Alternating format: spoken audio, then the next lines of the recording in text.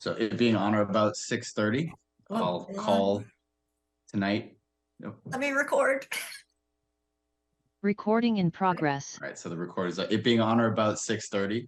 I'll call tonight's meeting of the Conservation Commission for March 13th, 2023 to order. In keeping with an act relative to extending certain COVID-19 measures adopted during the state of an emergency, as amended by Governor Baker on February 12th, 2022, this meeting will be conducted remotely over Zoom. Attendance by board or commission members will be remote, and remote attendance shall count towards the quorum. The meeting is also being broadcast live on ECAT. So let's begin with a roll call vote. Benson, present. Carroll, present. Crossman, present. Spadia, present. So I want to begin tonight's meeting by acknowledging the contributions to the town of Easton by John Grant. John Grant recently passed away, as we discussed at an earlier Conservation Commission meeting. John was a lifetime resident of Easton, who initially joined this commission in 1969. He continued as a member for just over 40 years. And at the time of his final appointment, he was thought to be the longest standing conservation commissioner in the state of Massachusetts. During John's tenure as chair and a member of the commissioner, he worked diligently to protect a lot of the places in town that we've come to know and utilize as conservation areas. John's remembered not only in these words by the commission, but also in the awards and naming of certain conservation areas around town. The Clifford Grant Land Management Area is named for John's uncle, Clifford Kippy Grant. In 2012, upon completion of his last term as Conservation Commissioner, John was awarded the first John E. Grant Environmental Stewardship Award for his work to provide environmental protection to all residents of the town. In 2017, the agricultural fields at Wheaton Farm Management Area were dedicated to John Grant. John received many other awards over his years as a public servant, including the Outstanding Public Servant Award from both the Easton Jaycees and the Lions Club. He also received the W.L. Chaffin Award from the Easton Historical Commission. John was passionate about his commitment to the environment and to the town of Easton. As commissioners, we can look to John's work and his legacy as motivation to continue what he left for us, protecting the natural resources in Easton for the use and enjoyment of all. As we residents use the open space in Easton, the open space we've grown to love and appreciate, let's all take a moment to reflect and thank John Grant for his efforts over the decades of service to the town and in working to preserve those places and this town that we all call home. Our thoughts are with John's family, and we should all reflect on John's life, service, and commitment. Thank you, John. Thank you. So in keeping with John's legacy, we'll continue this meeting with just find the agenda.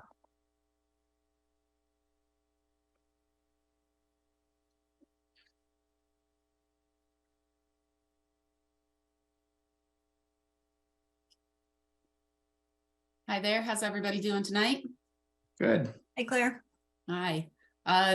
For the record, Claire Hogebom with LEC Environmental Consultants, representing the applicant for the NOI application for 5 Joshua Drive. Is it all right if I share my screen? Yeah. Great. Thank you, Claire. I apologize. I have this as the public hearing. My printer ran out of ink, so I missed the 5 in Joshua Drive. Oh, okay. That's all right. It went past me. I was sort of in limbo of joining the panel while you announced everything. But can everybody see the plans in front of you? We can see it. Great. So this notice of intent application is for the construction or the implementation of a manicured lawn in the outer 50-foot buffer zone to a bordering vegetated wetland. We also have some regrading going on as well. This entire site is mapped within the Hockomock Swamp ACEC. Other portions of the project that are located outside of resource areas or buffer zones include the construction of a single family home, subsurface roof infiltration system, a gravel driveway that extends to the terminus of Joshua Drive here where my cursor is. And then we have a septic system as well. Again, all of those features are located outside of the buffer zone. So the project is, this NOI application is seeking approval to get the manicured lawn in this outer 50-foot buffer zone. We had the BVW flags approved through an ORAD that was issued in November of last year. So those are all approved where they are on the plans and in the field.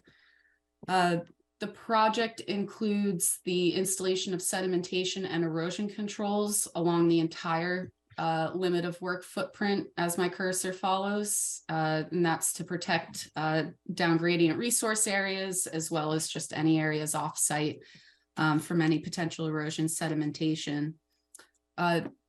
An additional mitigation effort we include in the project is the conservation posts to be installed at the edge of lawn, just at the 50-foot buffer zone limits as well.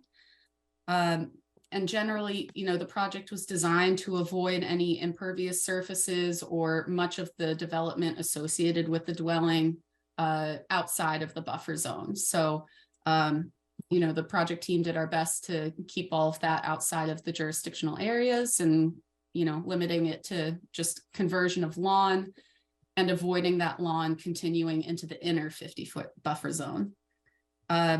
Since we submitted the notice of intent application, Jennifer provided her staff report. She asked us for a revised waiver request because the work within the outer 50-foot buffer zone being in the ACEC required that waiver request. So we submitted that to Permit Eyes.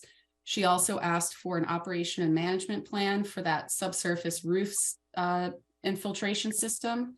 The engineer prepared that for during and post-construction conditions. So that's also been uploaded to Permit Eyes.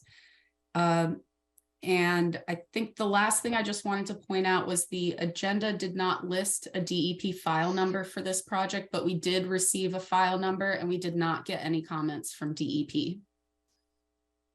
And with that, I'm happy to take any questions. Jennifer, do you have any comments on this? Just a couple. Thank you, Claire, and thanks for the operation and maintenance plan for the Cultec unit. Do you know if the homeowner understands what's required through that? I don't believe we have a homeowner in mind yet. This is, yeah, this is more the developer will construct the project and it'll, I imagine, be involved in the purchase sale agreement for the homeowner to implement. Okay, and can you go over the waiver for everyone, please? Sure. I actually believe I included it on my, nope, that's your staff report. Let me see, I had the waiver pulled up. Can you all see the waiver or are you still, okay. We can see it. So going through the waiver, again, it's required because there is work within the Hockomock Swamp ACEC. So we have to address the performance standards for the outer 50-foot buffer zone. So to address sort of the three key items here, the efforts to avoid alteration, that sort of touches on, you know, the whole site is mapped within the Hockomock Swamp ACEC. So avoiding any impacts to the ACEC on the site are generally unavoidable, but we did our best to avoid any impervious areas or significant develop in the resource area or in the buffer zone. So the project was designed to avoid placing the dwelling or driveway or any other impervious areas into the buffer zone, and the lawn was reduced to avoid the encroachment into the inner 50-foot buffer zone, knowing that that's a very, you know, critical resource along the BVW boundary. The minimization and mitigation that we propose for this project, again, include the implementation of the erosion controls along the limit of work. The subsurface roof infiltration system will treat any stormwater coming off that roof of the single family dwelling. And that also is located outside of the buffer zone. So any, you know, any rain falling onto the house will be infiltrated, and, you know, any of that infiltration is not happening within the buffer zone. So we designed that to remain outside of the buffer as well. Additional minimization or mitigation would be the conservation markers as well. That would, knowing that this will go to a future homeowner, those posts will be visible and obvious to prevent any encroachment into the inner 50-foot buffer zone. And I believe in Jennifer's comment, she did pose an interest in the town conservation land that's to the north or northwest of the site. And there is an existing stone wall that's along the property boundary that sort of acts as a permanent marker of the property line. But, we're open to adding more conservation posts back there to, provide more sort of minimization of impacts to the town land.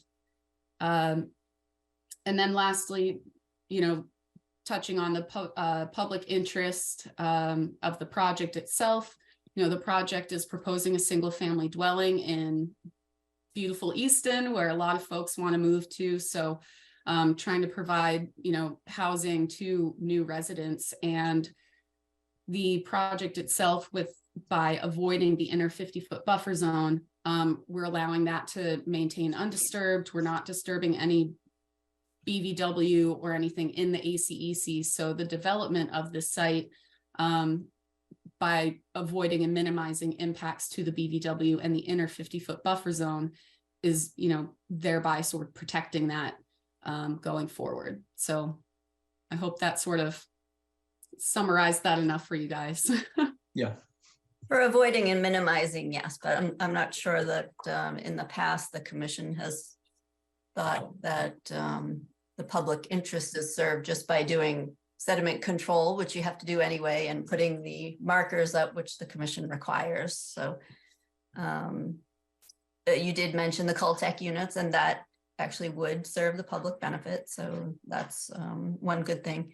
Okay. And then I think maybe in the staff report talked about maybe turning the house a little bit, if you're able to do that. Maybe if you put the plan up now, Claire, that would be. Yeah, I'll put that back up for everybody.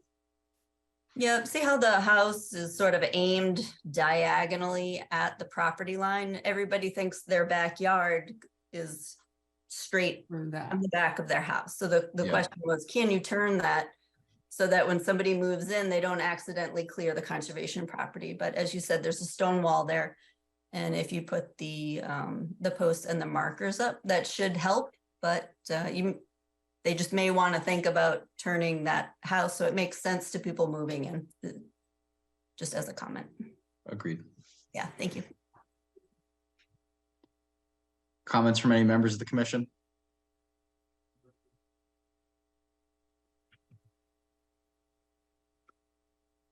Seeing none. Any comments from the members of the public?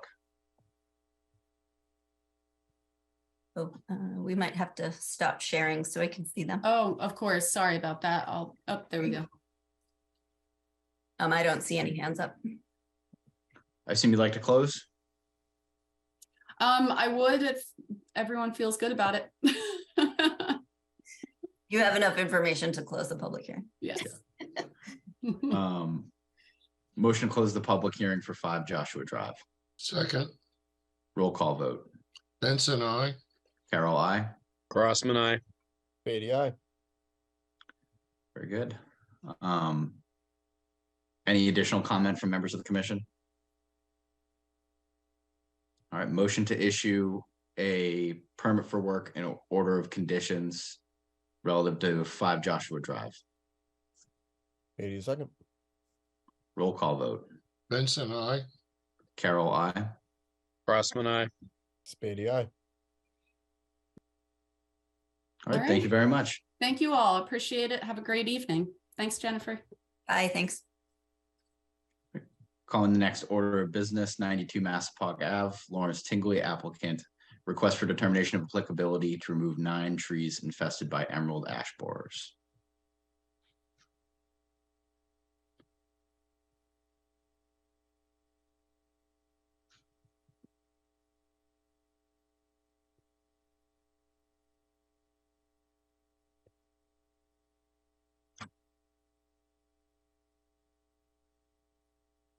Hello.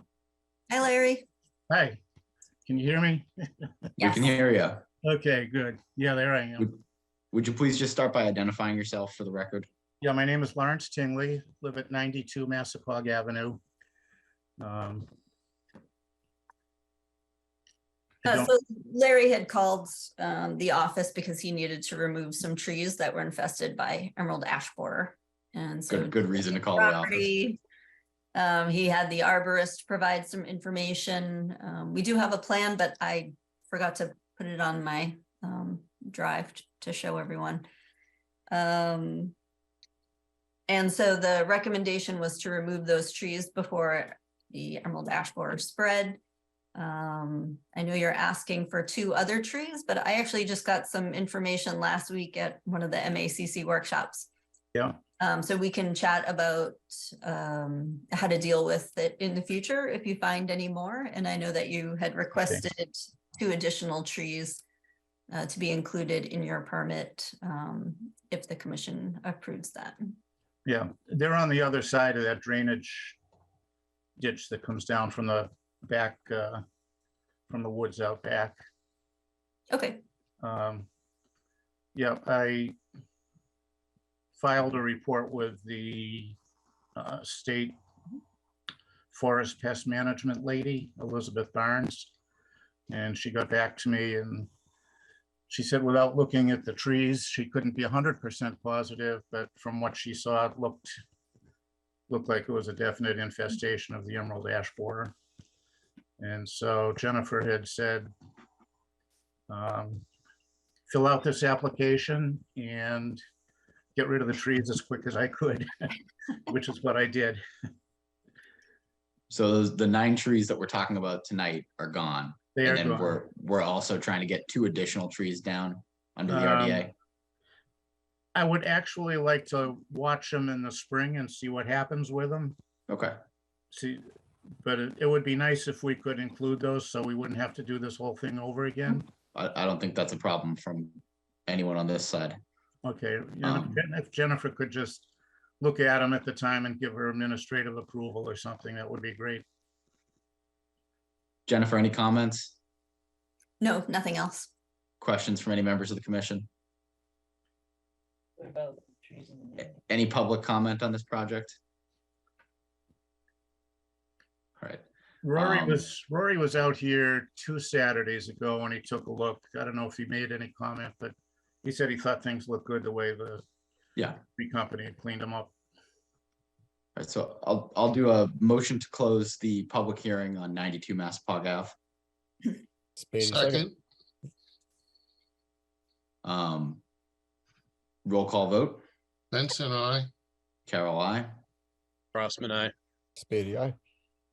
All right. Motion to issue a permit for work relative to, I guess, retroactively allowing the 9 trees to be removed and 2 additional trees as identified. Hang on 1 second, because you have a determination. So on the wetland protection form, it's a +2 that the wetland boundaries aren't confirmed and the project is subject to the bylaw, and -3 that it's the buffer zone only and won't have an impact. And then for the local form, it's a -2, work is in an area subject to protection but won't have an impact. Those are all the answers you want. You cut out at the end, so now I'm lost as to how do I make this motion, Jennifer? If you could help me. Okay. Under Wetland Protection Act, it's a +2B and a +5 and a -3. And under the local form, it's a -2.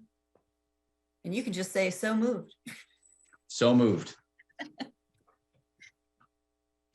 Can I get a second? Second. There we go. Roll call vote. Benson, I. Carol, I. Crossman, I. Spady, aye. Okay.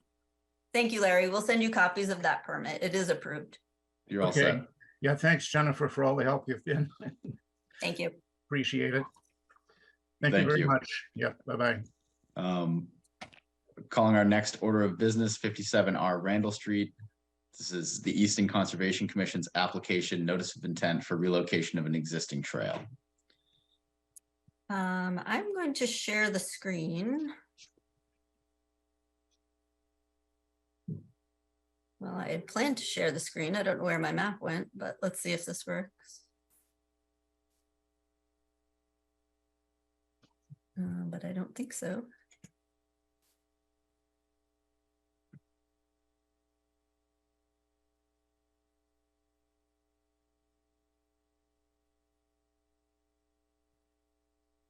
Can you see the map?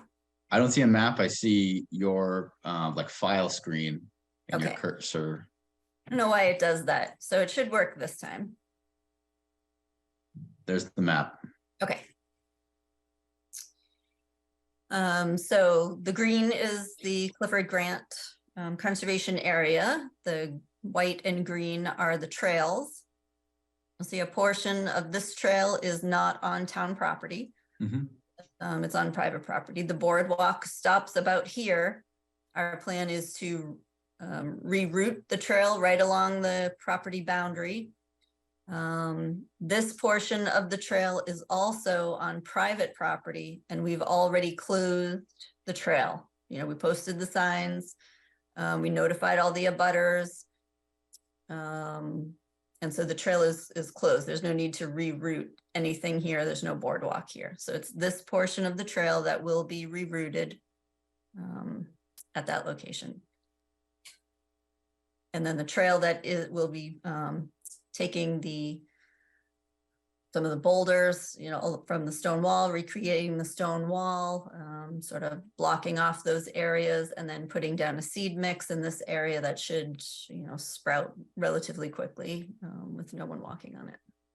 So Jennifer, that new trail, does that get us out of the buffer zones? No, we'll still be in the buffer zone. That's why we have a wetland permit application. Yeah, I wasn't, yeah. But we pretty much have to stay right along the stone wall.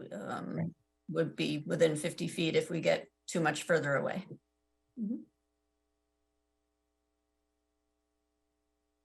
Dee had some comments. They wanted to know more about the restoration areas and the seed mix. I forwarded all of that to them.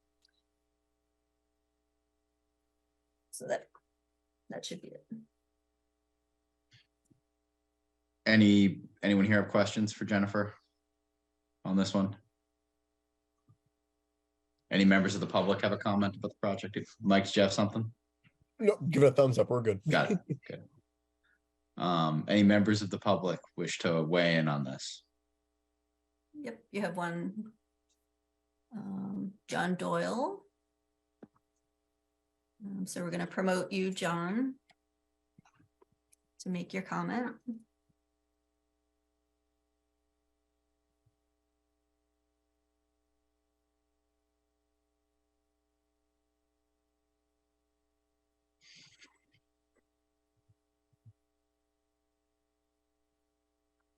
How's that?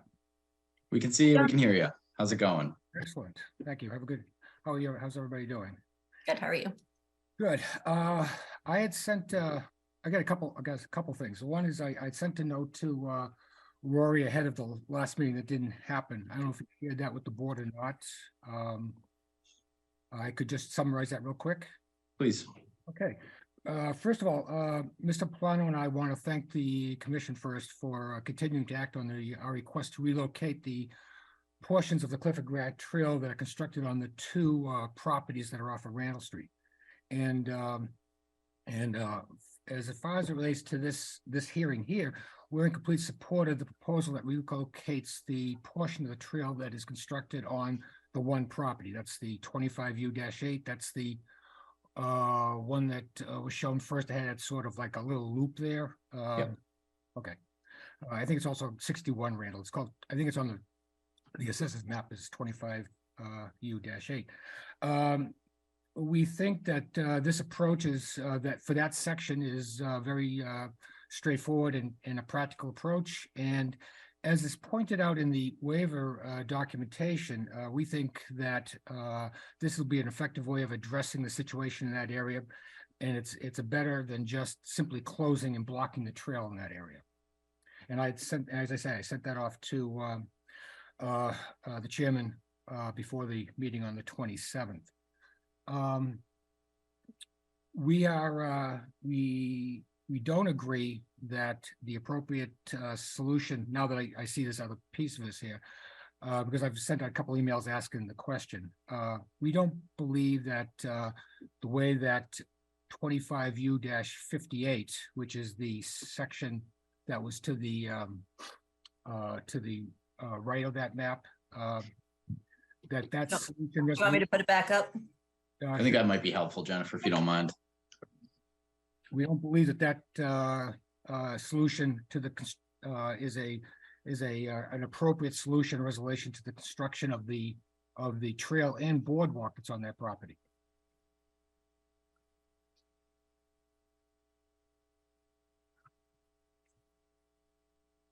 Okay.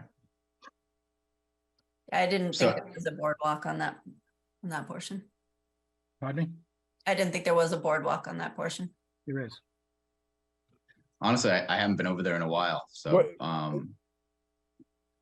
Are you does the talking boardwalk to? start? Yeah, there, I don't think they're That's essentially the trailhead to the split if you go in from the high school. correct. I- No, I there's a think, boardwalk immediately at the split. Right over here. Yeah. Yeah, correct. Bingo. There is a boardwalk. I went out, I've done this a couple of times, pulled some GPS coordinates.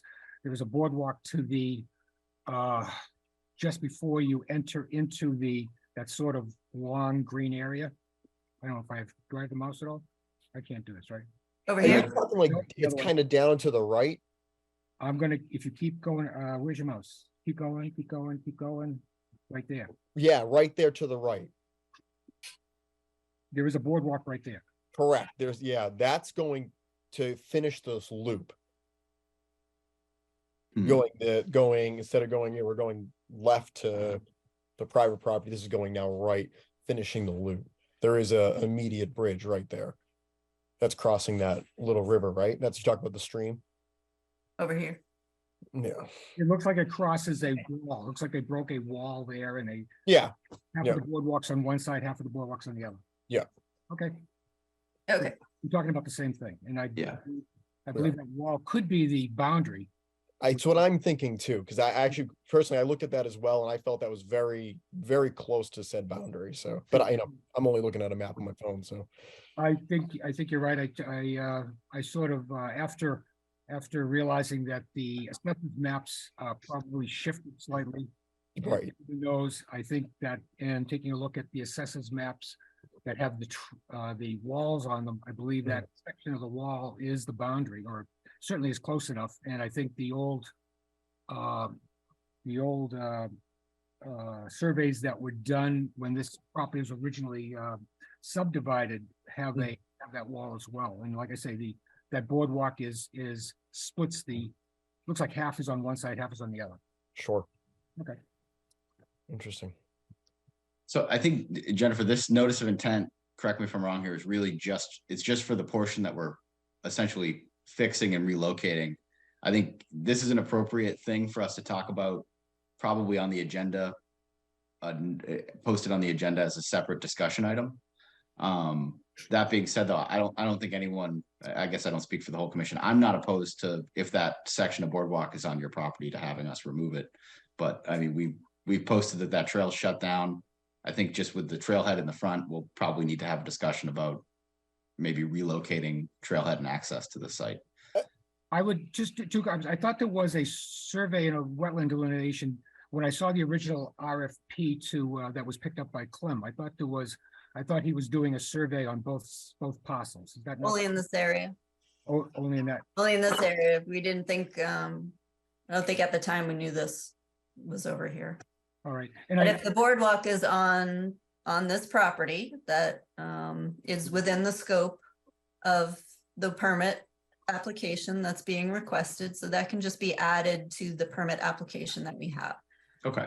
Yeah, you don't have to postpone that. It doesn't need a separate Okay. permit. You don't need to Yeah, no, and I'm not trying to Anyway, make this more anyway, difficult you than can- just, all right. you then- can still then- just add that to this one. I guess we'll do it either way. I'm thinking, how long is this section of boardwalk? But I'm recalling it as really just a small crossing. Is that your recollection, Mike? Dude, it's so Yeah. small. I mean, Yeah. we're talking a scooch. All right, then we'll. It could, yeah. I could fix it with a weed whacker tomorrow. That like literally that kind of scooch. All So right, it's super cool and easy for us, which is great. I think it's a little longer than that, but I would also take exception to say that this section of the path is closed. I think if you walk by at the high school, you have the sign there that says this is the Clifford Grant area. You have the trailhead. There's no notification at all that the path is closed. And I would think anybody walking by there would think that it's open and accessible. And certainly the way that the notice has been posted, talking about the sections being closed off either with yellow tape or whatever, that's not there either. So I mean, I think somebody would read those and say, well, geez, it's not closed now. Yeah, I think we've certainly had issues with people taking down things that have been posted. For sure. And I don't think that there's a clean way through that, right? Aside from what we've been trying to do, which is relocate trails the best we can. And so you're not going to relocate this trail? I'm not sure. I don't think we've made a decision to relocate it or not. I think Okay. we're certainly going to continue posting as practicably as we can, and we're going to remove that section of trail. But I think, you know, you as a property owner also could take steps to post no trespassing signs on your property, and people can ignore those or do whatever they see fit, and you can take enforcement actions against them individually. I did that already and they pulled the signs down. I did that after you guys put up the, well, you didn't do it in that area, but I put up some no trespassing signs there and at the, on 60, the other side there. And they all got pulled down along with your yellow tape, at least over there and in your postings. Yeah. As I said, I think the solution you've got for 61 is the appropriate solution, which is rerouting, because as you point out in the waiver, you have these traditional trail walkers that are just going to keep doing it. They're going to have the traffic, and unless you relocate the trail, unless you have an alternative, they're going to keep doing what they're doing. And I don't know what else to say. I mean, that's. Yeah, I mean, I think we'd certainly like an alternative. I just don't think we've explored exactly where or how to reroute it. So, I mean, I think for now, this is the solution that we're going to approve. And So, but also before the commission does anything, we do need the signed access agreement from all parties, all property owners. I don't have one, right? I mailed you that. I answered you that because the one that you sent me in December had some mistakes on it in terms of what properties it was pointing at. And they were forwarded back to you. And so as far as I know, yeah, they were forwarded back to you, but we can send that again to you. Yeah, please. I don't think I didn't get them. All right, so we'll re-forward those.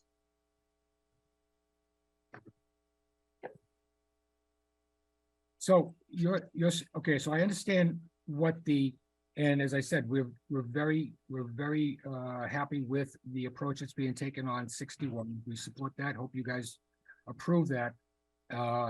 Leaving that, not relocating path outside of 25U-58, we don't think is an appropriate resolution to the matter. But they've told you they are planning to reroute it. They will be looking toward a way to reroute it. And at the moment, the path is closed. And so you'll post again on the trailhead? I can put the same signs up again, and you are certainly welcome to post your property as well. Okay, and when do you see a resolution occurring, happening? I don't know yet. I mean, that'll be something we'll have to discuss about getting on the agenda for another discussion to reroute a trail. I mean, I'm not sure how much the schools need or rely on access to these trails to utilize. So we'll have to figure out what the appetite is. I mean, you've got to do another survey of the section of the property. You have to get it reflagged or flagged by a wetland scientist, and then come back for an appropriate location if there is one. So that's all for a future date. We're working as expeditiously as possible to get at least a portion of the issue resolved. Okay. And do you need, speaking of right of entry, do you need a right of entry to do the work on 61? Yes, I'm talking about coming in from this closed path. any work that's being done on property that is not owned by the town of Easton will require a access agreement. Okay, because I sent that note also to Rory and I didn't get an answer back whether he needed an access, he needed a right of entry for that. I think we've been very clear all along. We need the right of access signed by every member of the, anybody who owns the property. Okay. Okay. Any other comments from members of the commission? Any other public comment on this matter? All right, thank you, John, for coming in. Okay, thank you. Motion to close the public hearing on 57R Randall Street. Vincent, Second. second. Roll call vote. Vincent, I. Carol, I. Crossman, I. Spady, aye. So Motion, you might have, I'm sorry, Ben, yeah, you might have to remove yourself, John, to get back into the regular portion of the meeting and not be, I'm What do you want me to do? not sure where the options are. The only thing I can do is move you out of the meeting, and I don't want to just remove you totally. so there should be a selection at the bottom that says leave as panelist. I see a leave. I see leave webinar. Maybe leave webinar and just sign back in. Okay, I guess. Yeah, he did go completely. Rory does it every time, and I don't know. I don't see Yeah. the option to click him out, anybody out of there. I don't seem to have, maybe I do have screen sharing ability. I might be co-host.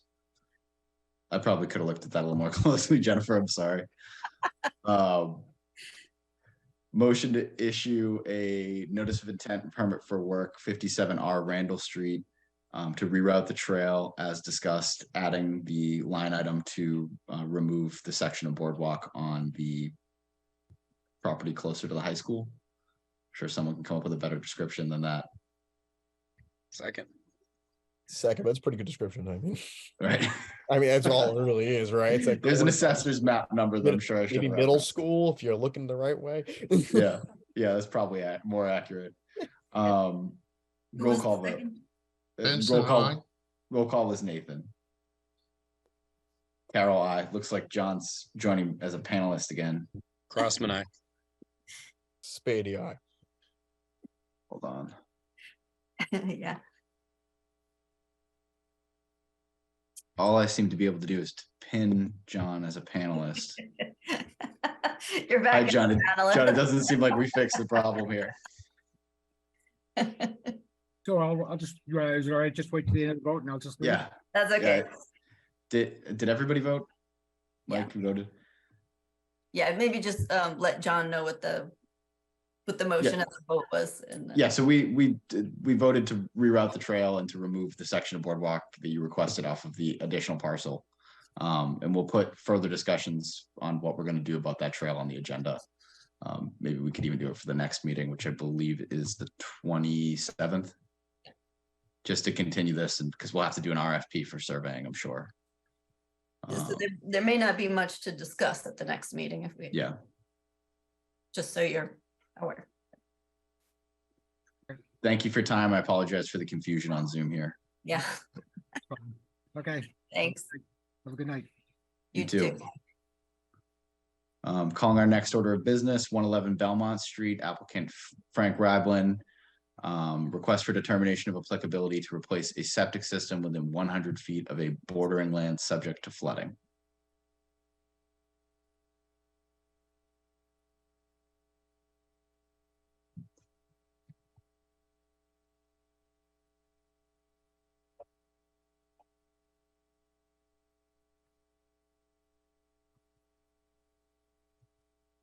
Frank, you with us? Yes, I finally got logged in here. The project that we're discussing now is 111 Belmont Street. It's a small commercial plaza that is located just on the east side of the 99 restaurant. The facility was built in the late 80s, like 89, 88 or 89.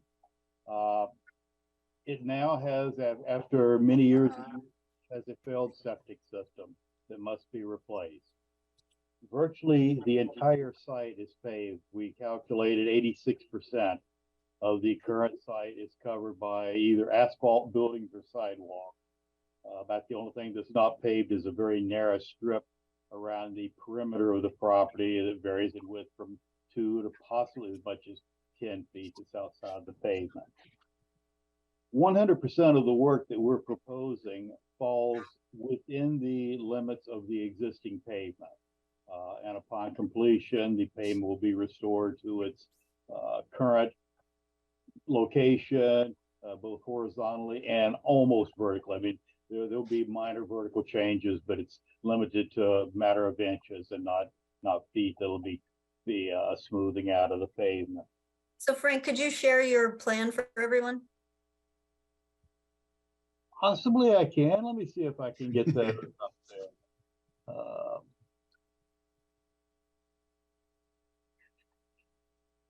Share screen.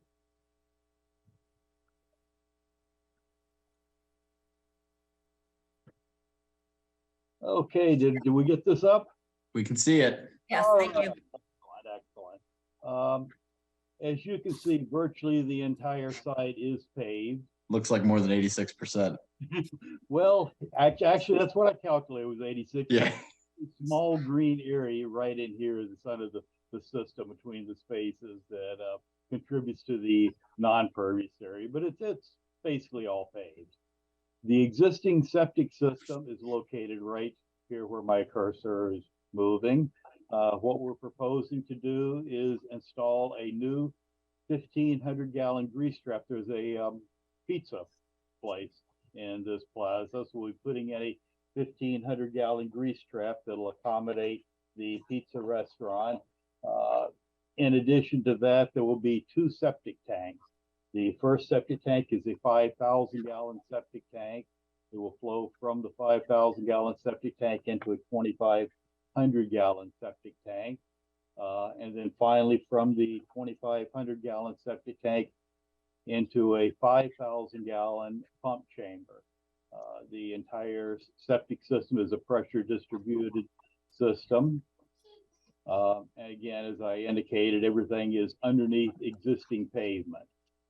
The entire drainage system for this site is currently taken care of by 4 leach and catch basins, one located in each corner of the property. You have one right up here at the entrance, one back in the back that's a little more than 20 feet from the leaching area.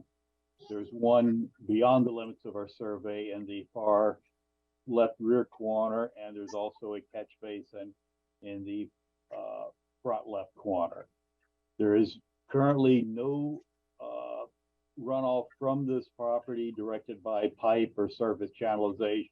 Any runoff would be the very minor runoff from the unpaved surface beyond the pavement. But basically any water that falls on the pavement or the rooftop are directed to these 4 leach and catch basins that seem to be functioning very well.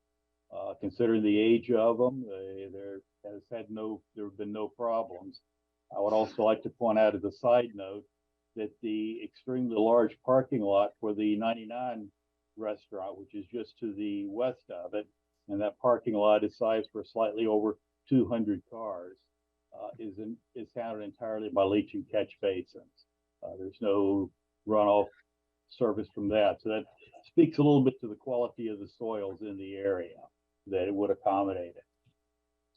There are no vegetated wetlands located within 100 feet of the property. However, the firm map shows a floodplain, 100-year floodplain that is slightly more than 50 feet beyond the property. This is an unnumbered floodplain, so FEMA has not designated a 100-year flood elevation for it. They have just shown the limit graphically.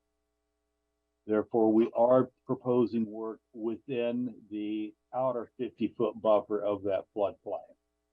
Hence, we are submitting this request for determination of applicability. Requested that the commission determine that the work that we are proposing will not have any detrimental effect to the flood storage capacity of the wetlands beyond. We are surrounding the entire work area with a siltation control barrier in the form of these straw wattles.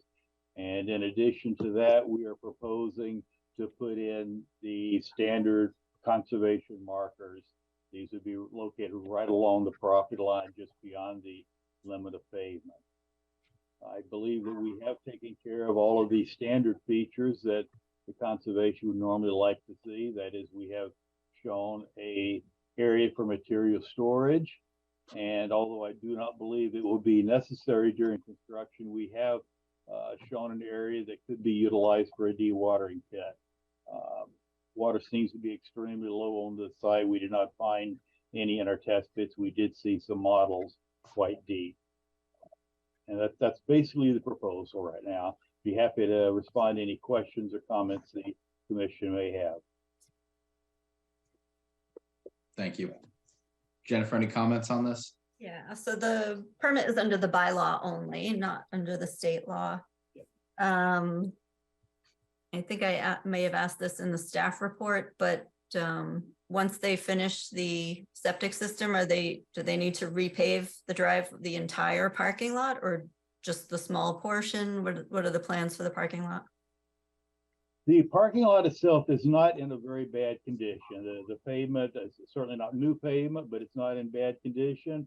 We are obviously proposing to repave just the portion that would be disturbed with the septic system and tanks. We did propose as a somewhat of an improvement to the site.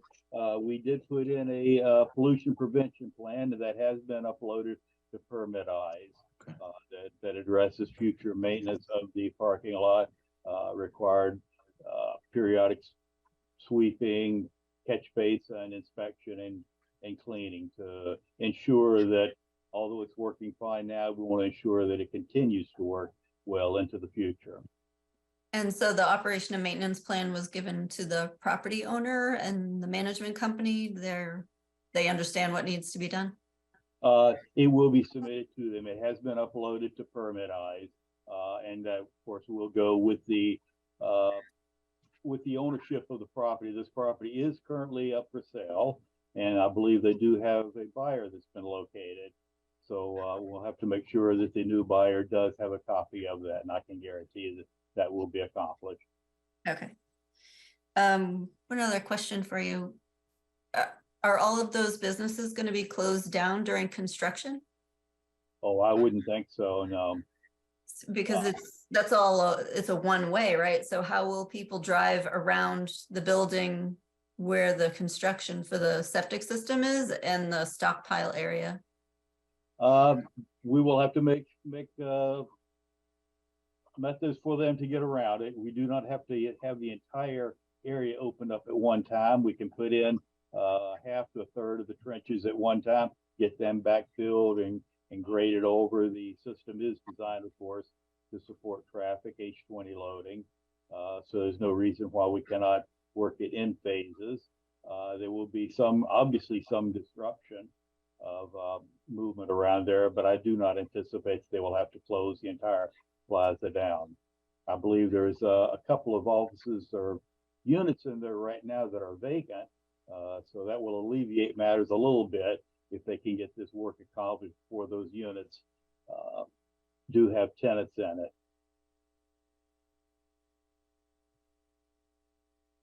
Okay, and just a note that one of the dumpsters looks like it's actually off the property. It's beyond the parking lot, so we should. I did notice that. Yeah, I did notice one. Looks like one of them got pushed back into the woods a little bit. If it's off the pavement, it's just about off the property, since the pavement goes within just a couple feet of it. And of course, that's one of the things that'll have to be cleaned up with the site cleanup. Okay, that's all I have. Thanks. Any members of the commission have a comment or question? For me. Any public comment on this project?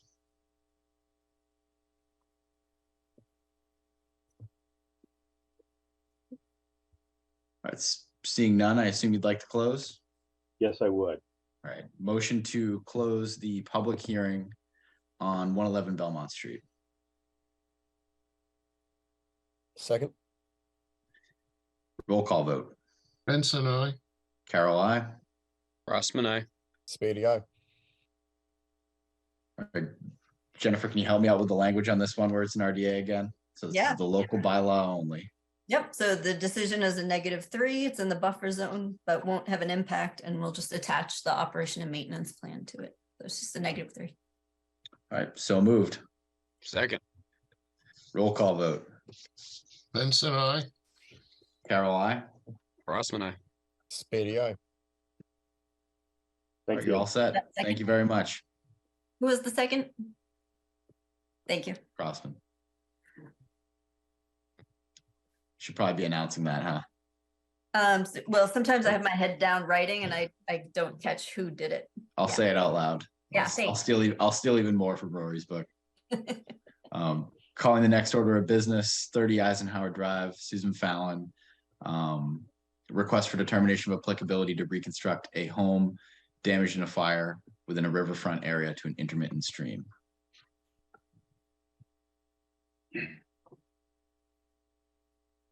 Good evening, everybody. Can you hear me? We can hear you. I'm gonna pull up the plan. Peter, I know we know who you are, but could you just introduce yourself for the record? Of course. Just confirm we can see the plan up here first. We can see it. Yeah, for the record, Peter Lyons with Collins Civil Engineering Group, representing the homeowner for this project. This is for a notice of intent for a reconstruction of an existing home at the end of Eisenhower Drive that was damaged in a recent fire.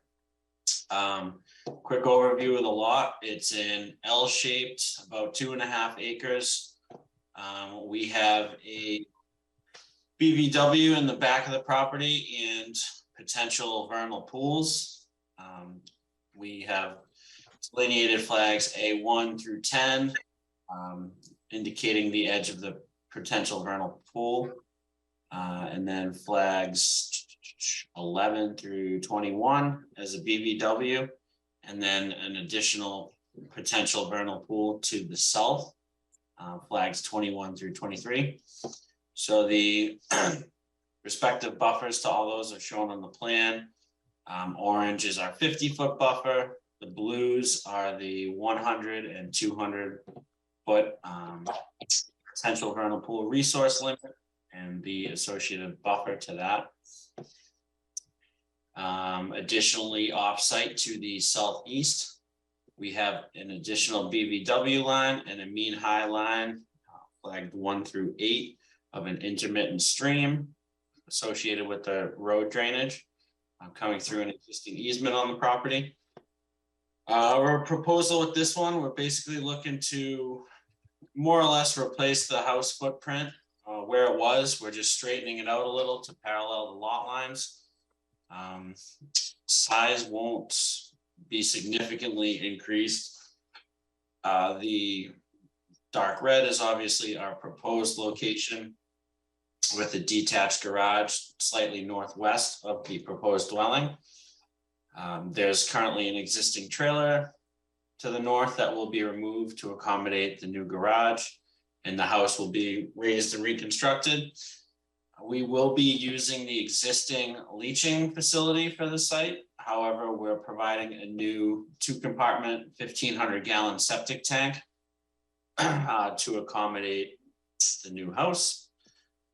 So with this one, our limit of work is basically proposed at the back of the existing trailer and around the grading associated with the septic tank, and then back up outside of the 100-foot buffer in the front of the property. We've proposed a series of conservation posts generally at the existing tree line, starting at the north and wrapping around the existing clearing area. There's a total of 6 proposed on the plan. We have all of our standard wetland notes, including catch basin, silt socks out on the road, keeping the site clean, There are some areas of debris and pallets to be removed, which are all indicated on this version of the revised plan, down by flags 16, 17, 18. We've indicated a area of pallets to be removed. Wetland note 18, just regards to clearing up some brush that have been placed within the wetland limits, so that's to be removed. That's kind of our quick overview. Any questions on this one in particular? Jennifer, I know this is kind of a confusing plan, a lot going on. Any comments? So, yeah, it's a little more confusing because some of the buffers are not correct, right? So the vernal pool habitat and buffer zone are only where it's not lawn. So the garage is actually outside of the jurisdiction. The reconstruction of the house is in the riverfront. So that's jurisdiction, and that's already is riverfront, but it's existing altered area. So it's not, there's nothing new there. The new compost area is also as far away from the wetland as possible, and it's already cleared area. So not really the way it shows on the plan, so it's okay to go there. The number of markers or the location of the markers might need to be tweaked a little bit, so we can talk about that at pre-construction meeting. There's a couple that are still a couple of feet in from the edge of the lawn, so they're going to be mowing around it. That doesn't make sense. So those need to be adjusted slightly in the field and probably add a few more of the markers. And with the violation, I don't know if you're interested in requiring any additional planting right up against the vernal pool. There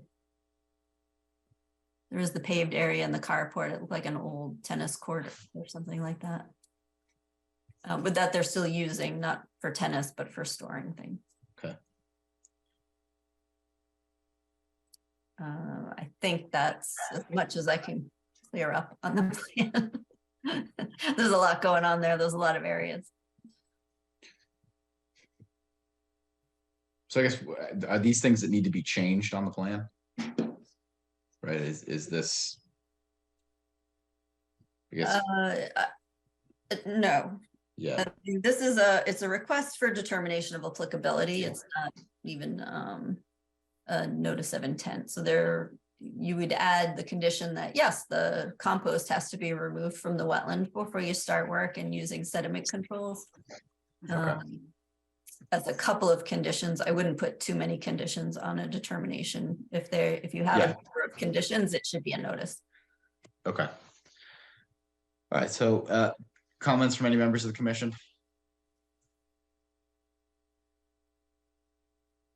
Comments, questions? Anybody here? I'm good. All right.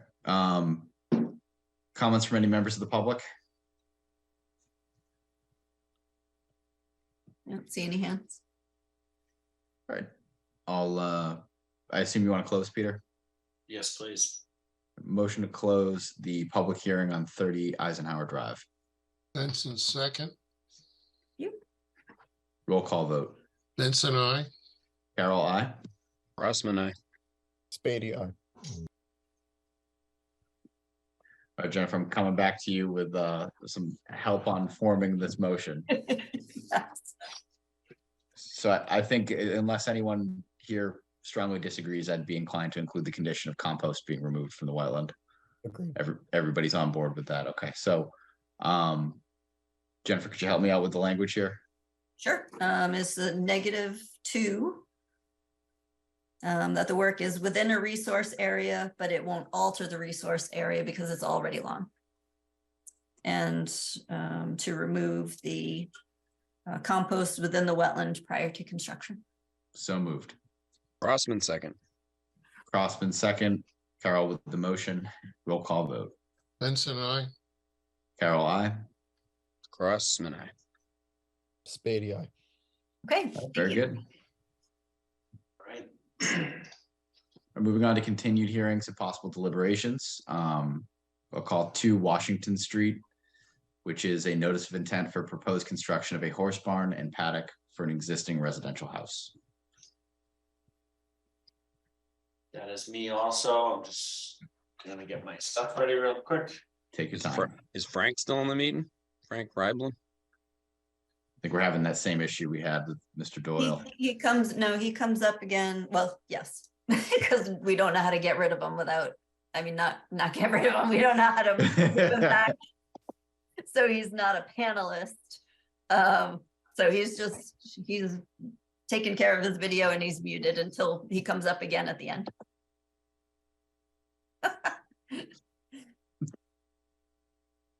Bear with me. I just X'd out of the drawing. I gotta pull it Take your back up. time. Let's see.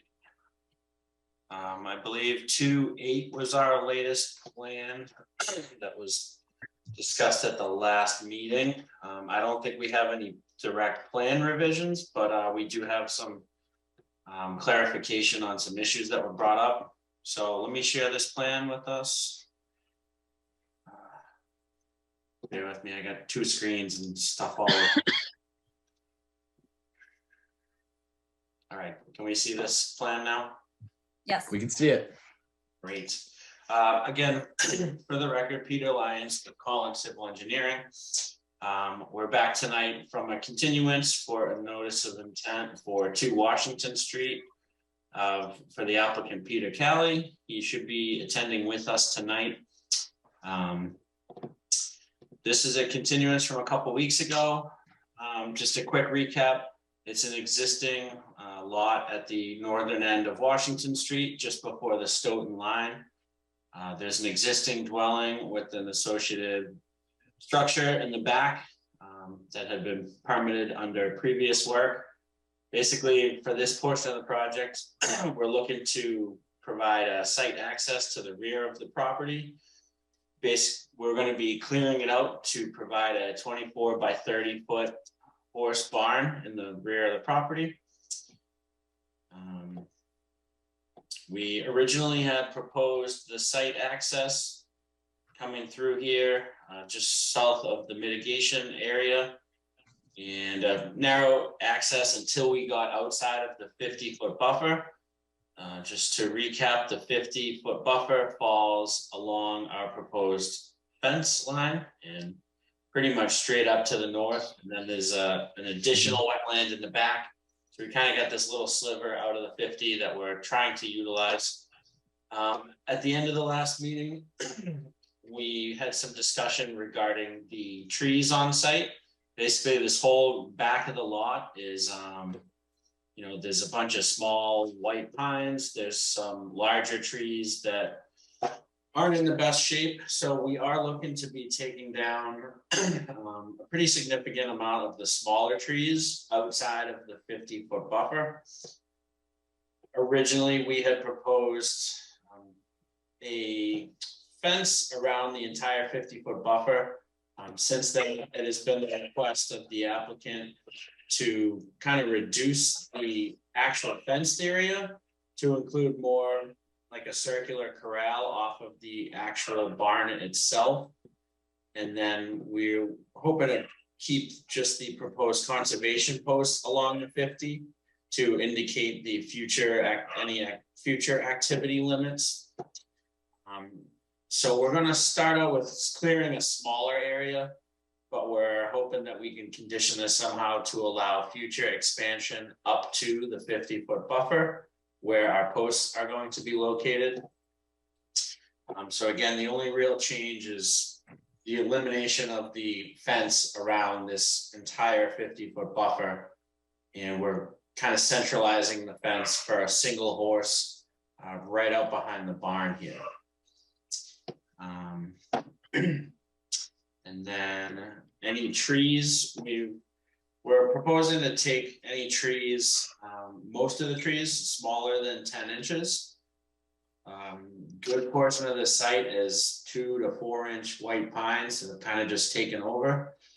So we'd be clearing out most of those and leaving some of the significant hardwoods, providing some habitat, erosion prevention, and some shade out in the rear of the property. What else? Jen had asked about the infiltration area. This is basically just a proposed flow diffuser surrounded with stone to accommodate the roof runoff. So that'll be, generally clean with the exception of some leaf debris. So you basically just be cleaning out the gutters occasionally as part of the maintenance for that. Let's see, that was kind of our recap. I don't know if Jen or anyone else had any questions. Can you I talk? just have a couple things. Yeah, Jennifer. So we continued the public hearing so that I could look at the isolated wetland down at the southern portion of the site. And it does look like the blue flag is probably consistent with where I had suggested that the water level was in that area. So that I think is okay. Since the rest of the property, the rest of the isolated wetland is off the property, this is really the best that we can delineate. So that's fine. You continued to get more information on the existing forest and defining the larger trees, which Peter just said was anything more than 10 inches would be considered the larger tree. So most of the trees under 10 inches is the removal, is what I understood until just now when we you described not putting the fence in at all except for the markers. That's a change from what we've been discussing all along. If you're going to make that change, then I think you would need to put that on the plan very clearly where the paddock area is, and have notes on the plan that actually describe the work in the outer 50 feet. Because if we approve this plan, it looks like you can clear the entire outer 50 feet, and that's not what you're describing, and I don't think that's what the commission is approving just yet. My last thing is that the mitigation area is the same mitigation area as the garage that was previously put in, but the mitigation area was never done. And so now you're kind of double counting that as mitigation for this project. And it hadn't been done for the other projects. So I'm not sure that that is adequate mitigation. And that's it for me.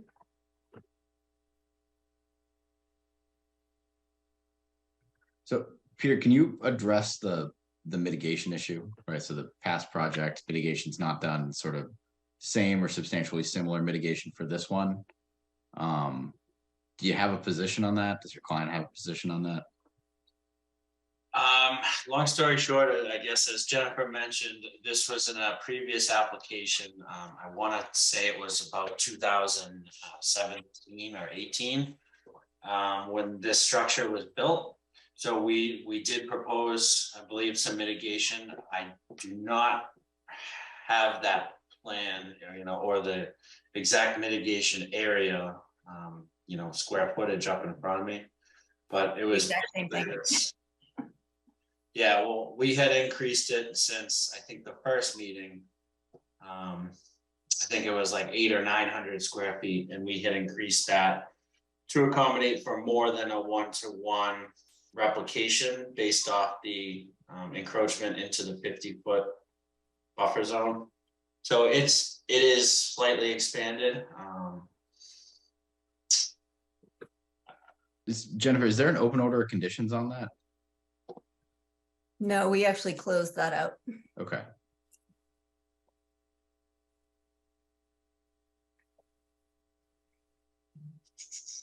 So as far as that goes, I mean, if it's a matter of just increasing the mitigation area, surely we could expand this probably a little further to the east.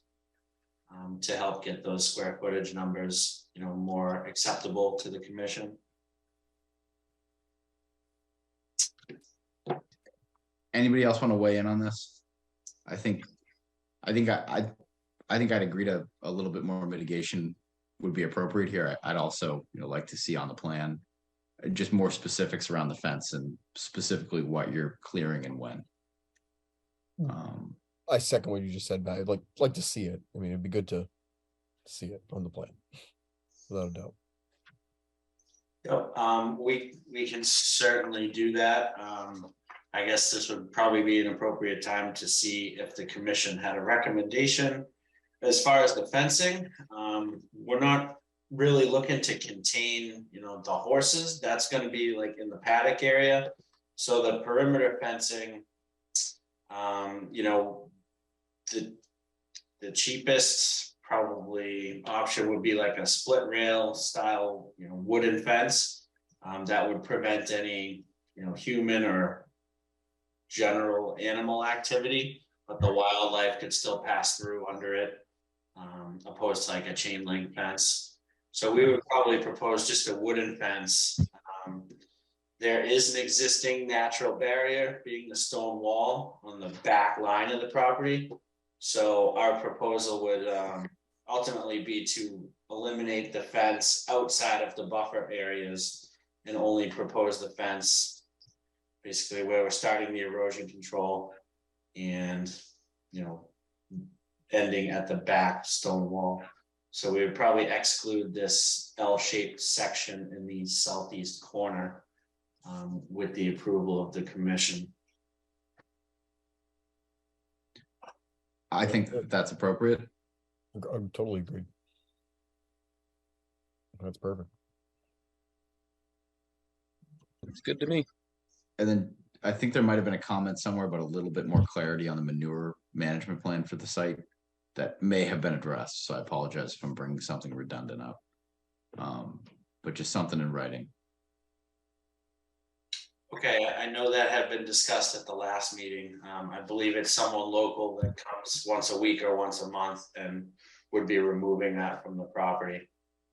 But we can get some type of written agreement. Yeah. To that. If it's one horse, I think, 4 times a year, just something about a commitment to remove manure from the site. Sure.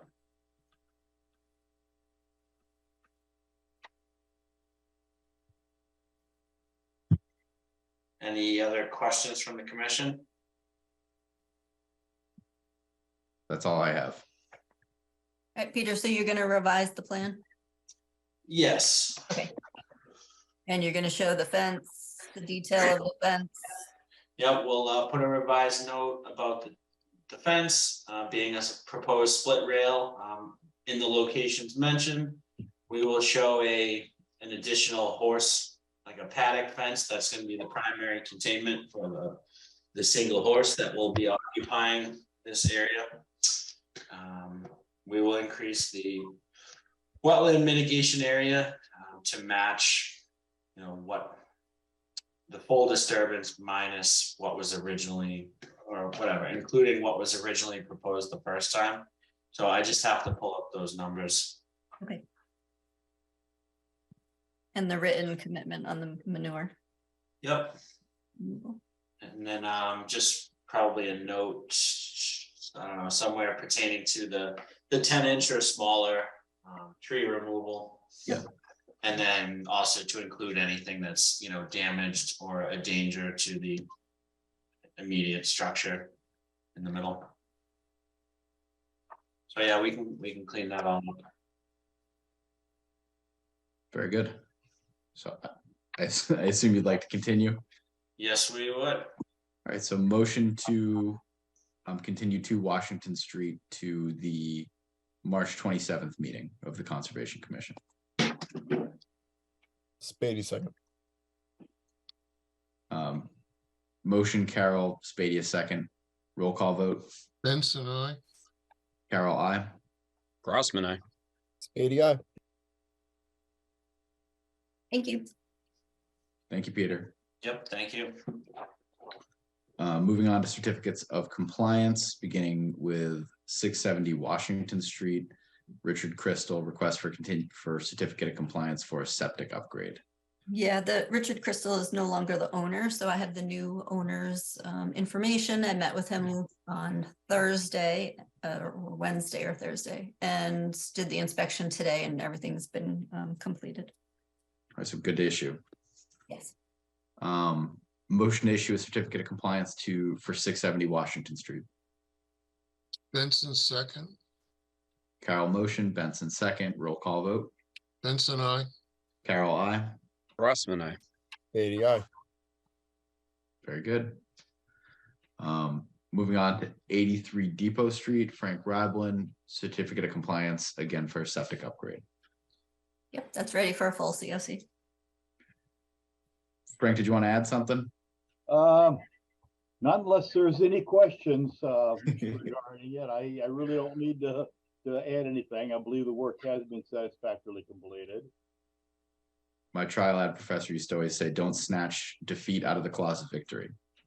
Exactly. So motion to issue a certificate of compliance for 83 Depot Street. Spady, second. Roll call vote, motion Carol, Spadia, second, roll call vote. Benson, I. Carol, I. Crossman, I. Beatty, aye. Thank you. Thank you.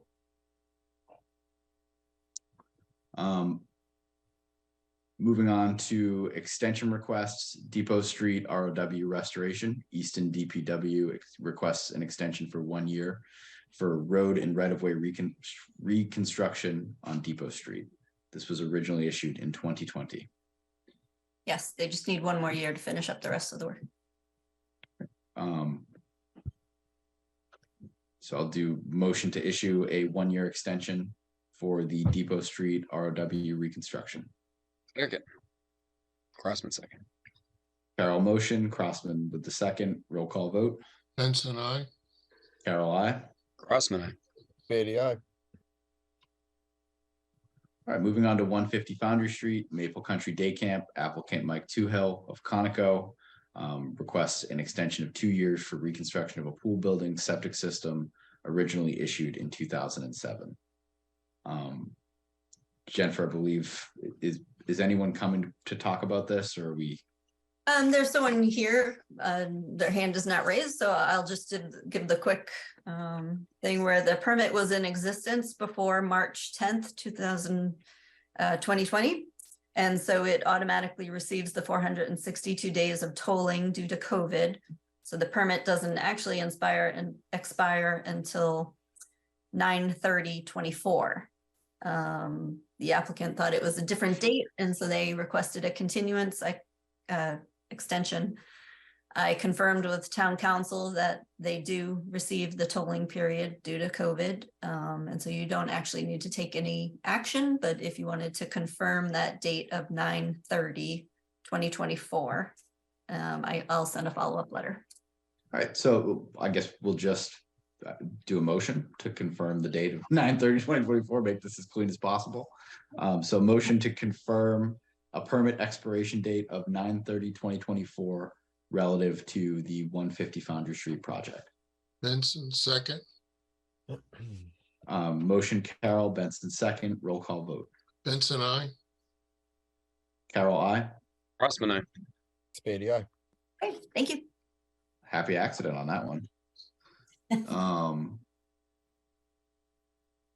So board discussion. Oh, sorry, I skipped enforcement. Moving to enforcement, let's start with 230 Main Street, clearing vegetation. I'm gonna butt in here. Yeah, please. You could actually do that because we have an executive session. The person is present. We could decide that we're gonna go into executive session and then come back into the regular meeting after discussion. Thank you for cutting me off. Yeah, they don't need to Let's- wait for all of let's this. do I'm that. not sure who the other person is, though. If they're waiting for something specific, then we can take that up first.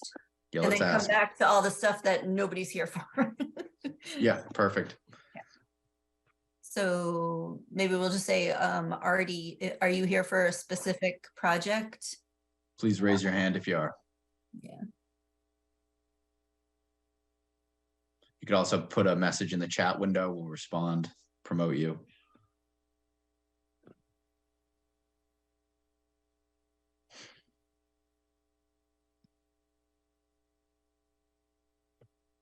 I don't see All right, so- anything, but I'll just click allowed to talk, Okay. just in case. But it seems like they're not chatting. So we'll be back in here after executive session anyway. Okay, So I'll do, I guess, motion to enter executive session. We'll be returning to this meeting upon the conclusion of executive session. yeah, just read the section, the Mass General Law for everyone. please. Yes, let me find this. That's the last page. So per general law, chapter 30A, section 21.3 and S 21.6, we'll be entering executive session to discuss strategy with respect to lease of property managed by the commission.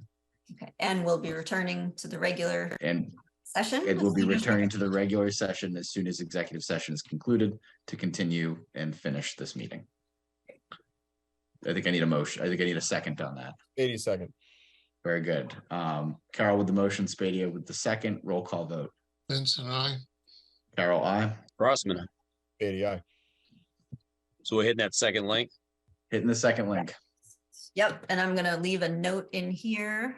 I'm gonna share my screen for, you don't have to wait for this, you can go. See Okay. y'all over there. Can you see the note that says we're in executive session?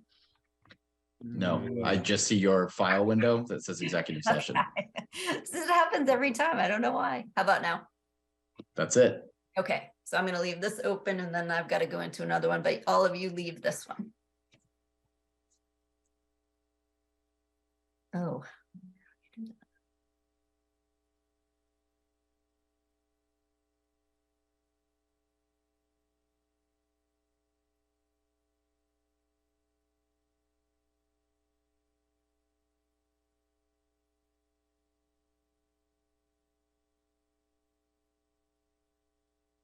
Recording stopped.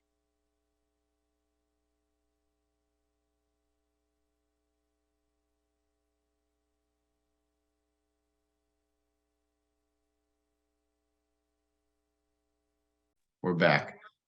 All right, so we are back from executive session. Let's just for safety's sake do a roll call vote. Al, would you kick us off? Benson, present. Carol present. Crossman present. Spadia present.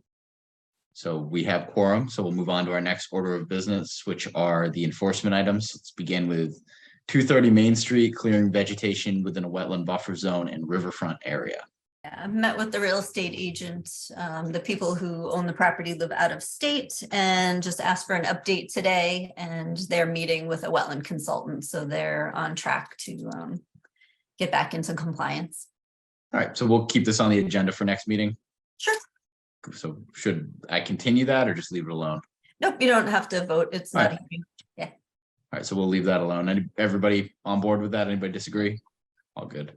All right, so we'll move on to 346 Foundry Street, clearing vegetation within a wetland buffer zone and riverfront area.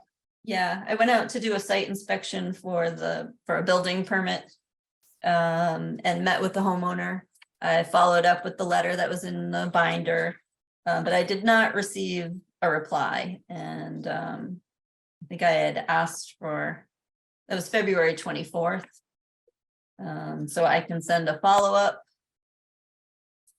request and hope that we get one. And if not, then you would have to do more enforcement action. Yeah, that's fair. Okay. Everybody in agreement, speak up or forever hold your peace. It's moving on to 9 Rocky Brook Road, work completed prior to recording a permit or pre-construction meeting. Yeah, I mean, the good thing is they had a permit to do it, but they didn't record it or do pre-construction meeting. That was also the result of reviewing building permits. Noted multiple times, hey, you need to do pre-construction meeting. You do have the ability to record the order of conditions ourselves. Conservation Commission can do that, and then you just sort of wait until they need a certificate of compliance for a sale or a refinance. We can send a follow-up letter, or you can continue with enforcement actions. So you have a couple choices on that one. Have they spoken with you? It just seems strange to me that they wouldn't be, I mean, they went through the process of getting the permit. Why would they not record it and just mitigate this issue up front? Yeah, Um, I mean, we can do the same. We can send the follow-up letter. If there's yeah, no response, then you can record the order of conditions and then decide what you want to do from there. there is, I mean, there is a fee associated with recording too. Yes, What is that, $90? About It doesn't even really matter Yeah.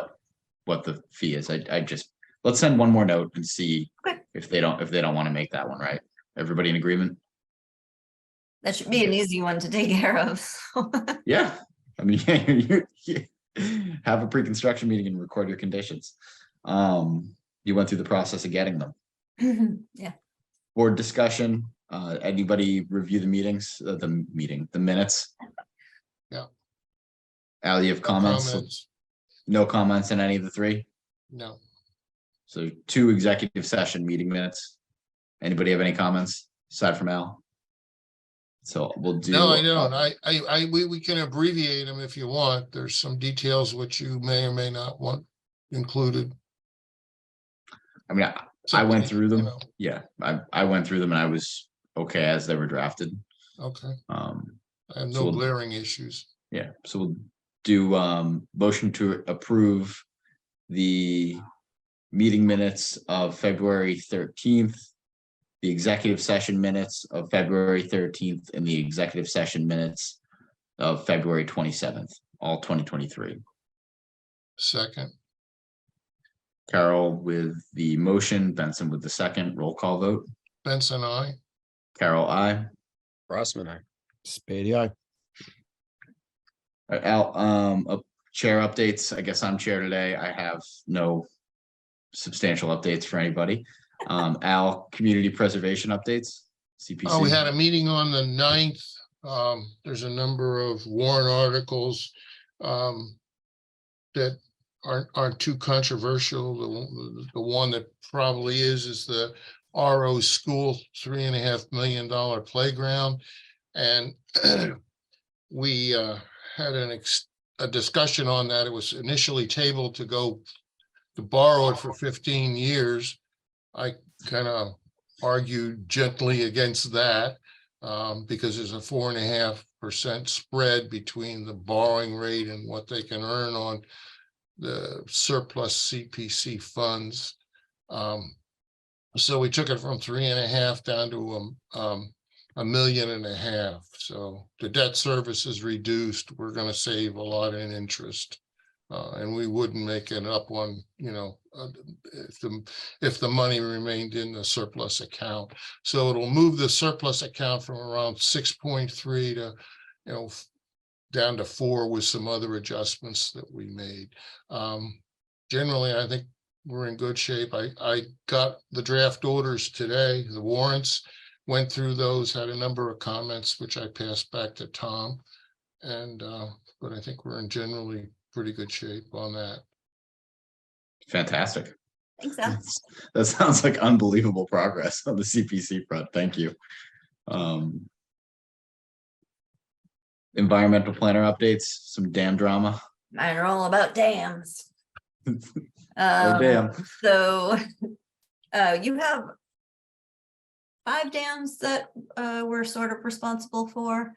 And I think 4 are all significant hazard dams, which means your phase 1 inspections by an engineering company are due every 5 years. One of them is due every 10 years. And so they all seem to come up at the same time, which is a big chunk of money.